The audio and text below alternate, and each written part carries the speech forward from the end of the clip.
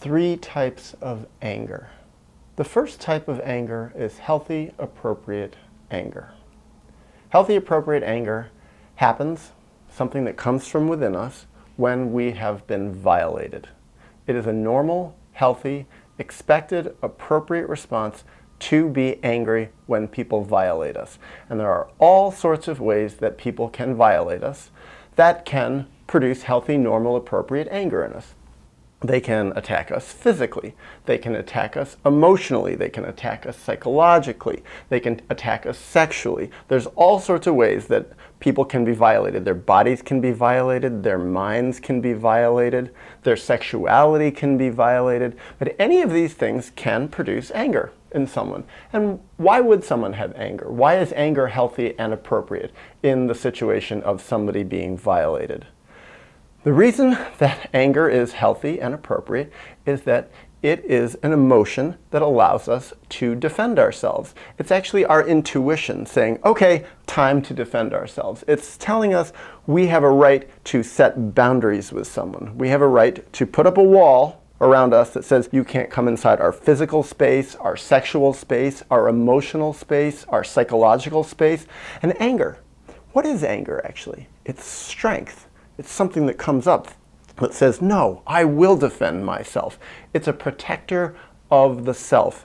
It is an act of self-love to feel anger in situations when we are being violated. This boundary, it keeps people out. It's a wall that keeps out an invading army or lots of invading armies. And it's something, well, for me, that I really love about myself. I can feel anger now. And part of the reason that I love it so much is I know what it's like to not have anger.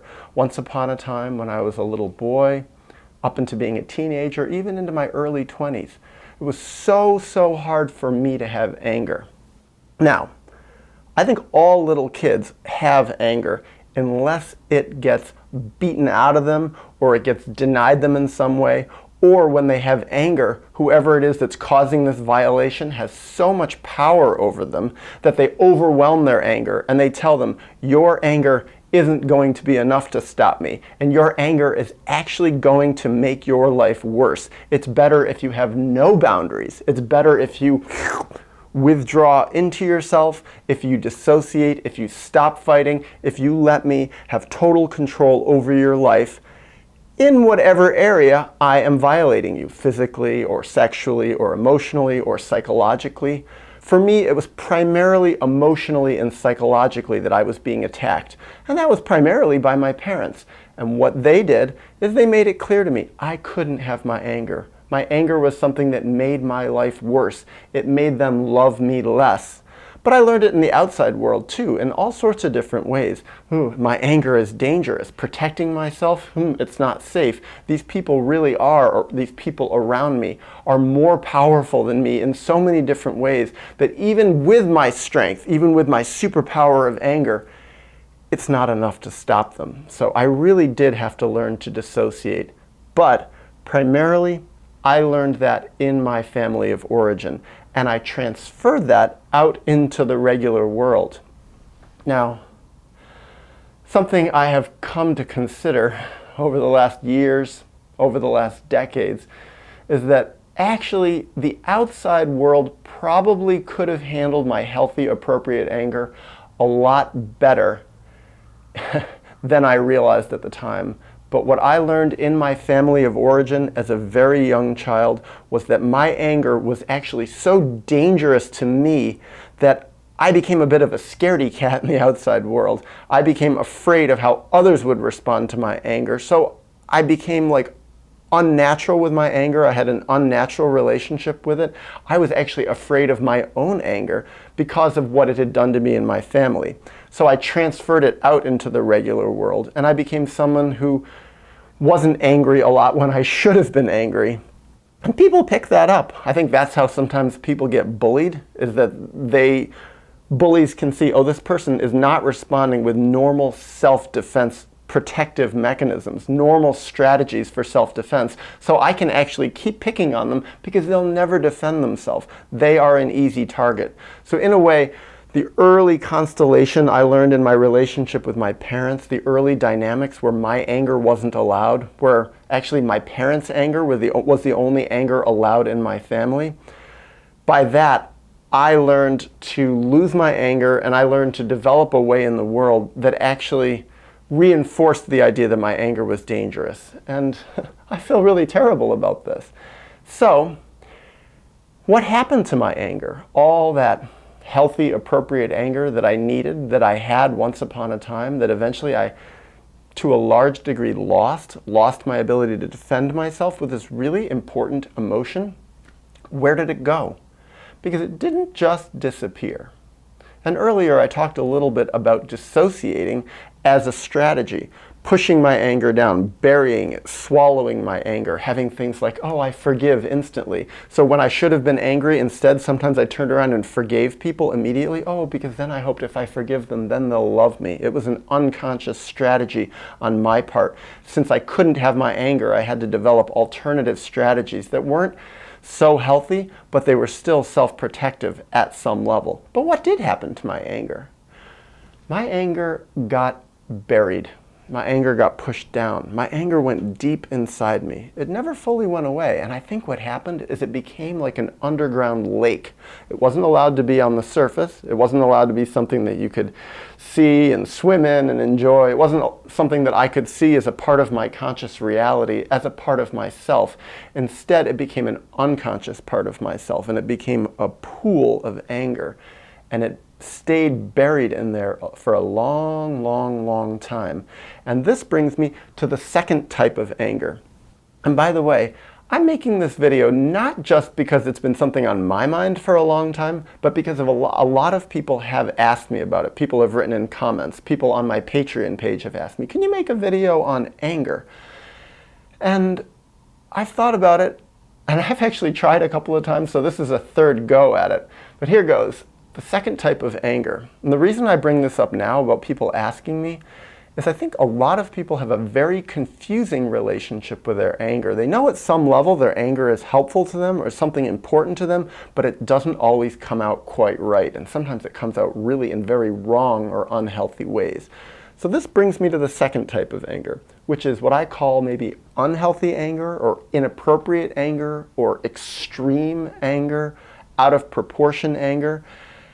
And in light of what I shared about myself, because I'm using myself as a primary case example or a primary model of these different types of anger, I pushed my anger down, but it was still there. And what happened with my anger that was still there is it would erupt sometimes. And it would erupt in inappropriate ways, in inappropriate proportions. It would erupt in reaction to triggers. Things could set it off.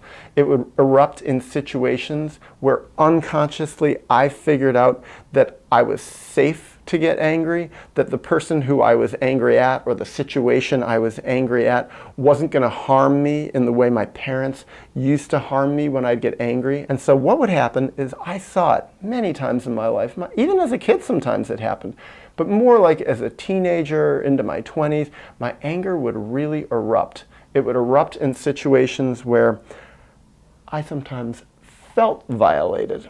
Or maybe even I was a little bit violated, but it would come out in such big ways. It would come out in ways like rage, or it would come out in ways that, at the moment felt really good, because it was like releasing a cyst, like a big pimple of pus, and it would just come out, explode. But it was like the pressure was released, all that anger I was holding inside, but it was like, it was a lot more than self-protective. It was like, it wasn't reacting to a situation in the here and now. It was actually ancient anger that had like maybe been waiting to be released for 10 years or 20 years or 6 months, or some incident that happened a long time ago, some violation that I had that I couldn't feel angry. Now I was feeling angry. And getting angry at people that sometimes really didn't deserve it, or at situations that didn't deserve it. And it would surprise me. It would be like, where is this coming from? This side of myself that I don't know. And yet, I will say, it did feel good. It felt good to be angry. And I think most people who feel angry really erupt with that kind of second type of rage, anger, they can say it does feel good in the moment. The problem is afterward. It's like, ooh, there's consequences. People get alienated, people get hurt. If it would erupt, because sometimes as a kid it would erupt in physical senses. I would attack, I would hurt people, sometimes I would break things, and it was like all this rage just had no proportion, no connection to my real deep conscious self. And I was embarrassed by it, and it was something that was like, why am I doing this? And I didn't understand where it was coming from. Other people also pulled away from me. They're like, wait, why does he erupt like that? And I've seen this with other people, sometimes especially when they get really drunk. Sometimes all this anger will come out. They have all these internal boundaries in themselves that keep their anger buried, but when they drink, sometimes the boundaries loosen up and it lubricates its expression and it explodes. It's like literally that scalpel going into a cyst and just getting it to explode. And it's like, sometimes there are times where they're, well, if they're drinking especially, much more vulnerable, much more open, much less self-control. They don't even know what they're doing. But afterwards, when they sober up, when they wake up the next day, or for me, because usually my anger wouldn't erupt when I was drinking because I wasn't really much of a drinker, but what would happen is afterward the next day, I would look at it in more proportion and just say, why did I erupt like that? And it was confusing. And it made me sad. The other thing is, and this is one area where I was allowed to be angry in my life, and I really do feel largely it was strongly inappropriate anger. What my childhood did allow me is to be angry at myself. So it was like I couldn't be angry at people who were violating me, especially if they were my parents. I couldn't be angry at people who were harming me and hurting me and breaking me in different ways, abandoning me, traumatizing me, rejecting me. But I was allowed to blame myself. I was allowed to have anger at myself, rage at myself. If people had listened to the conversations I was having with myself, they were nasty. I didn't talk nicely to myself. I didn't use loving words with myself. And this was all unconscious on my part. I actually loathed myself in a lot of ways. I had a lot of self-loathing. And what I found is that my parents weren't bothered by that. In a way, it was like I was working for them when I hated myself, because in some ways they hated me too. So when I hated myself, I was on their side. They didn't mind. So I learned it was okay to hate myself. And this went on and on and on and on and on through my life for years of just a lot of self-hatred. And sometimes it can still crop up in certain times in my life where I feel vulnerable or I retreat to a childlike place. In places inside of myself where I haven't resolved all my trauma, I can still be very angry at myself for things that really I don't have any reason to be angry at myself for. Now, this would bring me to the question of, is it ever appropriate to have anger at oneself in a healthy way? Is there such a thing as healthy anger at oneself? And I would say yes. I would say this is also like having healthy guilt. If I really do bad things in the world, if I really harm other people, or if I really harm myself, or I say things that are terrible, or I do things that really thwart other people's healing process, I think it's okay to be angry at myself. It's like, yeah, wait a second. That's like a wake up moment and say, why am I doing this? Ooh, I don't like myself. I'm mad at myself. And it's a chance for me to really self-reflect. However, what I have seen in the history of my life and the scope of my existence, especially when I was younger, is I had a lot more anger at myself, loathing at myself, than really I deserved to have at me. Maybe some. I did a lot of stuff that wasn't so good, and I should have been somewhat angry at myself, but the anger I had at myself was also very much out of proportion to really what I had done bad in the world or bad to myself. And again, it was like having anger at me was something that was safe in my family. It was safe in my screwed up relationship with myself. This was something that was allowed me. I was allowed to be angry at myself. So it was like a safe, protected area where my anger was okay. I could explore it, I could feel it, I could have it. But it really was largely very inappropriate. And what I have noticed is as I have grown up more, as I've become more of a real adult on the inside, healing my traumas, working out the really bad things that have been done to me, taking distance from the people who really harmed me and didn't ever take responsibility for it, learning to love myself, becoming much more self-actualized, doing so much grieving in my life. What I've seen is that dynamic of anger at myself, loathing at myself, also eruptions of anger at other people that were really inappropriate and out of proportion. That's really gone down significantly to the point that it's actually quite rare in my life that I have anger that is really inappropriate. Interestingly, it's actually pretty rare in my life that I have anger that is appropriate either. And part of the reason is having become an adult, having become a lot more wise and insightful, I often am able to avoid situations, avoid people that really violate me. So I really don't have that much reason to get angry. When I was a child, I was being violated a lot. A lot of my life was unsafe. I was very vulnerable. I was small. I was a kid. I couldn't defend myself very well, and I was at the mercy of the world. As an adult, it's one of the gifts of being an adult, especially an adult who has done a lot of healing, is that the world, for me, has become a much safer place. And that's not to say I live in an isolated little bubble. I'm out. I'm out in the world a lot, travel a lot. I'm really vulnerable, and I'm not traveling with a lot of money. I'm traveling in ways that really put me on the edge of interfacing with a lot of people. But what has happened is the growth I've done on the inside really has manifested in a sort of self-protective way. And people pick that up. That's what I've seen. In the world, people pick up, oh, this is a person who is not so easy to violate. Now, physically, it also helps that I'm a large guy. It just does help, because people are less likely to do physical violations of a large man. But I also think the emotional stuff is important, because I notice I do get violated less, and I credit my being a large guy less than I credit the emotional healing that I've done as being self-protective, because I have met quite a lot of large men who do get emotionally violated in all sorts of ways out in the world. And what I've seen is it's largely because they haven't figured out how to resolve their earlier life violations. And as the result of that, they are walking around unconsciously so often like an open wound.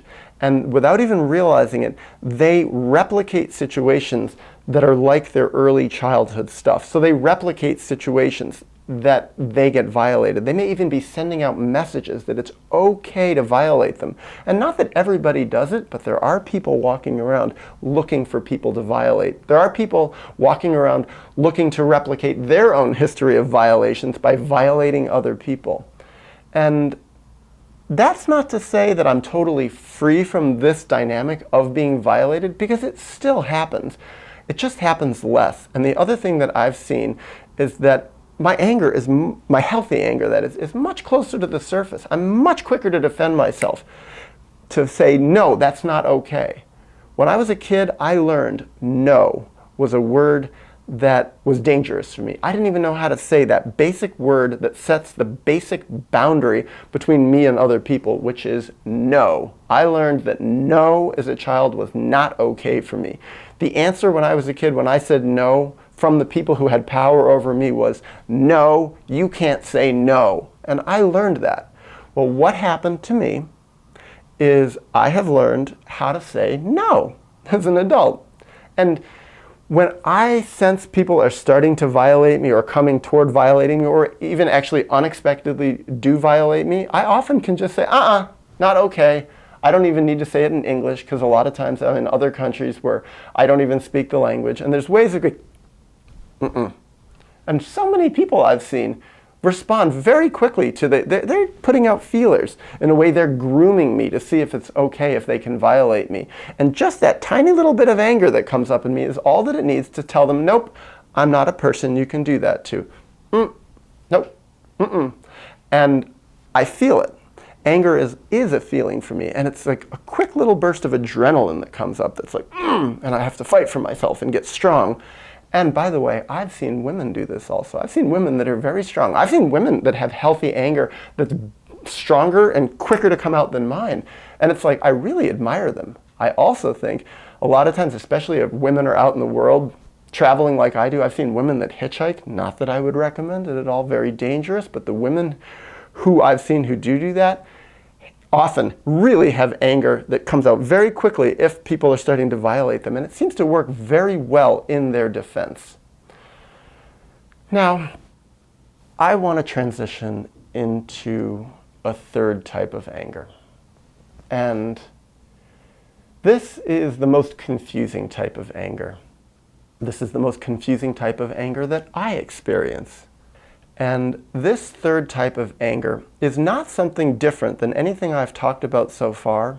Actually, it's a mix of the first two types of anger.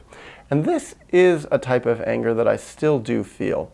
And the mix is that it's a mix of ancient historical anger mixed with modern, appropriate, healthy anger. And it's very confusing sometimes to sort out what type of anger is this, and what of my anger is healthy, and what of my anger is unhealthy.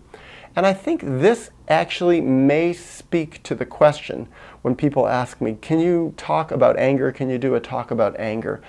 I think the reason is because so much anger that people feel is confusing because it's a mix of these first two types. It is this third type of anger. So what I mean by that is someone's out in the world, I'm out in the world, and someone does a violation of me that actually at some level taps into my unresolved historical traumas, my unresolved historical violations from childhood, and it taps into a place in me where I wasn't allowed to be angry. It actually is very close to that type of violation, except it happens now when I'm an adult. But because I haven't fully resolved the trauma that that present violation relates to, I'm still confused. That lake of unresolved anger in me, although it's much, much, much, much smaller than it used to be, it's still there. I still have anger about my unresolved childhood traumas, the stuff that goes back to when I'm 1 year old, and I just haven't fully gotten to it. I haven't cleared it out yet. I see signs of it. And in fact, one of the ways that I know that I still have unresolved trauma from early childhood is that I still do see eruptions of this anger. It's rare, but what happens to me sometimes is when someone does violate me, does something to me that gets through my defenses somehow, sometimes it even happens in intimate relationships, and I can find myself really getting angry in ways that are out of proportion. But part of it is healthy, and it's a question of sorting it out. Now, one thing is that when I am violated and I do respond with purely healthy anger, that also can feel good at some level. It can be scary. Actually, when I have adrenaline, it's not scary. Sometimes I feel fear afterward. But when I defend myself, it feels very good to have that kind of righteous anger. The problem is that unhealthy anger also can feel good too. It's like soothing the ancient wound of my inner child, saying, oh, I should have defended you back then. But I'm doing it now by using a proxy person. I'm basically I'm directing my anger that should have been directed, let's say, at my parents, at some modern stranger 40-something years later. But it's a mix, because that person does deserve some anger, but it's out of proportion. So how do we sort it out? How do we sort out if our anger is in this third category, where it's a mix of healthy and unhealthy anger? Well, my answer is that is our life work. That is the work of healing our traumas. I think the only way to do it is to self-reflect. And for me, when I'm in the very moment of feeling anger where I'm not quite sure, actually at the moment it can feel really good, but afterwards I can look at it and analyze it. Because I find when I have anger, even small amounts of anger, it's a real chance for me to gain perspective on myself, to look at it, to analyze it, because it is a fairly extreme emotion compared to love and kindness and even sadness, happiness, joy. Anger is different than all of the other ones. And since I don't feel it all that often, sometimes I don't feel it for a week or 2 weeks or maybe a month, it's a real chance to look at myself and see this other side of myself, this color that makes up the whole picture of who I am. And especially since it was one of those feelings that I was denied, it was one part of myself that was denied so long ago, I am fascinated with my anger. So whenever I feel anger, I want to take a step back afterward and really look at it. Often I need to call a friend. I really need to do this. Sometimes when I'll break up a fight that happens on the street, see something horrible, my anger will come up and I'll be like, this is a violation. Someone's rights are being violated. I'll stop it. I'll break up the fight. But afterwards, it's like, it's so confusing. Why did I do that? Was that too dangerous? I had all these feelings, anger and stuff like this. I need to call a friend. I need to process it. But it's especially so if I have anger where there's a part of me that feels like, I reacted too much. I reacted too strongly against this violation or perceived violation that I was happening. And I really need to sort it out with someone who I feel is not angry, someone who is rational, someone who is neutral and is on my side. And also I can write about it in my journal. A lot of times I do that. If I have an anger situation, I really want to write down the whole scenario and reflect on it from a distance to see what was the violation that happened, what was my whole internal process that was going on that led to me having anger, how much anger did I express, really trying to weigh what was the violation, to what degree was the violation, to what degree did my anger come out, was my anger more than proportional to their violation, was it less, was it right on par? And also, there's a part of me that needs to study my intuition and just look inside myself and say, ask myself the question, to what degree was my anger appropriate? To what degree was my anger inappropriate? And often the answer just comes from within me. Something in me knows. If I allow myself to be silent and to listen to my deep inner voice, I can hear the answer. And the part of the big reason, I think, is deep down inside me, I want to tell the truth to myself. And we all have that capacity to tell the truth to ourselves and to really let ourselves know what's going on. Because part of the reason I think we so desperately want to tell the truth to ourselves, and by extension, in the long run to others, is that we want to heal. I want to heal. I really find a great value in being honest with myself because that allows me to grow. And there's nothing that feels better than growing. It's scary. A lot of pain can come up. But in the longer run, I've experienced it again and again. The real relief in life comes from telling the truth and from me self-reflecting and really saying, well, what is the answer? How much of my anger is old historical anger, leftover stuff, that deep buried stuff, and how much of it really is appropriate anger that really deserved to be in that situation at the moment? So what I can do a lot, to the best ability that I guess I have, I don't know that I'm doing it perfectly ever, but I can at least try to approximate some level of coming up with a true answer, a healthy right answer, is to figure out, well, some of my anger really was quite appropriate and some of it wasn't. Sometimes it's actually what I come up with is, I was really angry and I really did erupt with anger, but 75–80% of my anger actually was totally appropriate for the situation. And the reason that I was left over with this feeling of like, ooh, a little bit like creepy or off or something didn't feel right is that 20% of my anger was old historical anger. And what I find is when I do that, then it's like, I need to own that. And sometimes I need, if the situation's right, if it's someone, especially if it's someone I'm in an intimate relationship with, I need to go back and talk about that with them and say, listen, yeah, I did feel violated. I did feel like I needed to defend myself and my anger was healthy, but I really do feel like part of it was old historical stuff. I need to own that. But it's also easy to get caught up in the trap of just apologizing all the time. I'm sorry, I shouldn't have done that. The real amend, the real apology is not that verbal thing you go, oh, I'm sorry, I shouldn't have done that, and I'm explaining my psychology. The real thing is to look inside myself and say, okay, that inappropriate anger, maybe that 20% of inappropriate anger out of that situation was coming from old historical stuff. Now what am I going to do about it? Because that means there's something going on in me that I wasn't quite in touch with. And that anger, that inappropriate anger, that little proportion of inappropriate anger that's erupted shows me. It's a roadmap. It's a clue that goes right into my unresolved traumas. And what it really tells me is, okay, now you have more work to do. here's a new job for you. You have a freelance job. You now need to work on healing that historical trauma. And that anger, that's a clue that's going to take you right back into what happened to you. So look at it. Why were you that angry? What happened? And what can you do about it? How can you solve it? That can open a door to tons of journaling for me, lots of self-reflection. Sometimes it can last for weeks or months where I really need to think about it and think about, where did that come from? Whoa, what am I missing? What have I been missing in myself for all these years? Because that tells me, that inappropriate anger still tells me about a split off side of myself, a split off violation. How can I change my life? What do I need to do differently? And for me, that's very, very hopeful.